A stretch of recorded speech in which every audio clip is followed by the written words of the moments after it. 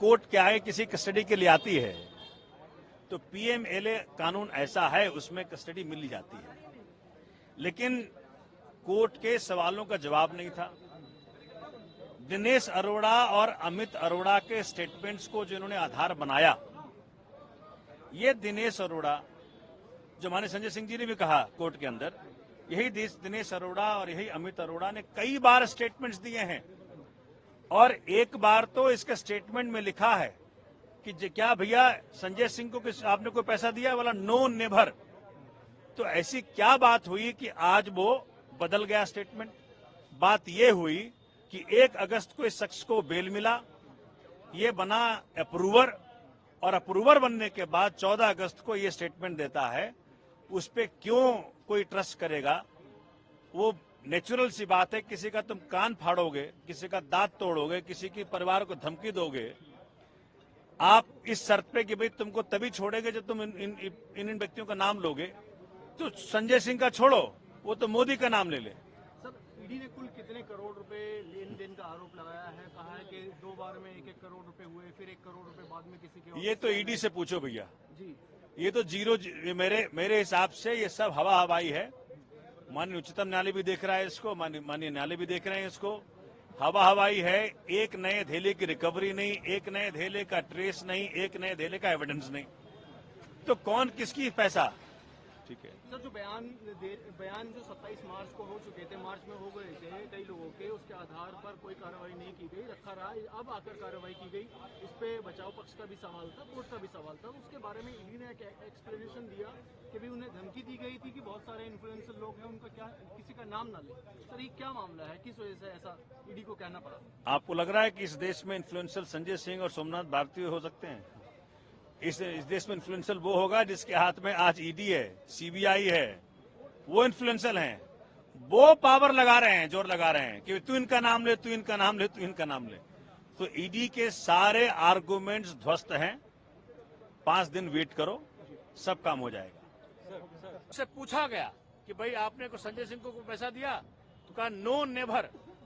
ये on record है कि नो नेवर। तो वो स्टेटमेंट का मान्यता नहीं है, लेकिन ये एक्यूज्ड टर्न अप्रूवर की ये स्टेटमेंट की कहां मान्यता है? कि माननीय उच्चतम न्यायालय फैसला करेगा और माननीय न्यायालय फैसला करेगा। सर, जो ट्रांजैक्शन की बात की गई, 1 करोड़ और 2 करोड़, टोटल 3 करोड़ की बात की गई, और ईडी द्वारा ये भी कहा गया कि कहीं ना कहीं जो मोबाइल है वो सीज किया गया है, उसको डेटा उसका निकालना है आगे चलकर। किस तरीके से देखते हैं ईडी? तो माननीय न्यायालय ने पूछा ये बात कि जब फोन तो आपके पास है तो डेटा क्या निकालना है? उनके लिए संजय सिंह की कस्टडी क्यों चाहिए आपको? इसका जवाब नहीं।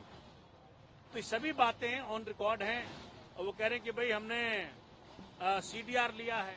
और मैं आपको बता दूं, सीडीआर एक मोबाइल टावर का होता है, उस मोबाइल टावर के इर्द गिर्द ही वो व्यक्ति होगा। तो संजय सिंह के घर के बगल में मनोज ये तिवारी का भी घर है, तो क्या तिवारी से मिलने गया था वो आदमी?